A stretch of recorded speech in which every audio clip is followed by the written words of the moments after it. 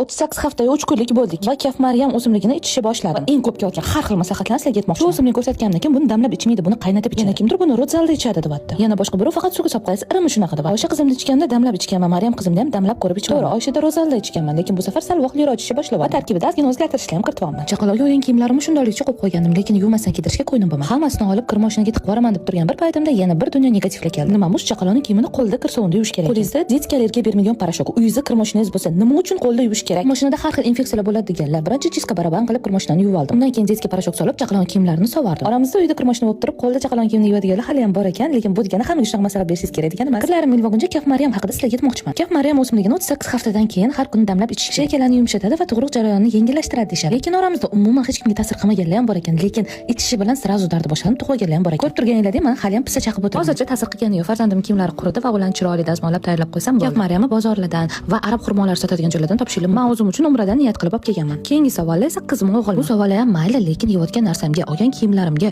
semirib ozganimga qarab turib siz aniq qiz tug'asiz yoki siz aniq o'g'il tug'asiz deb aytish sal g'alati emasmi? Bu ham mayli. Ikkita qizim, bitta o'g'lim bo'lgani uchun, o'g'lim quyoshcha bo'lgani uchun nimagadir faqat menga o'g'il tilashyapti. Ilohim o'g'il bo'lsin, faqat o'g'il tug'ing. Umarjonga she'ri bo'lsin. Lekin kamdan kam odam eng xayrlisini nasib qilsin deb. Men bir marta birinchi farzandim o'g'il bo'lsin deb Allohdan o'g'il so'rab olganman. Jinsini so'ragan ekanman, lekin sog'liq haqida so'ramagan ekanman. Hozir esa faqat sog'lom va xayrli farzand so'rayapman. Agar videoni oxirigacha ko'rgan bo'lsangiz, tez menga podpisatsiya bo'lib, istoriyalarni kuzatib turinglar.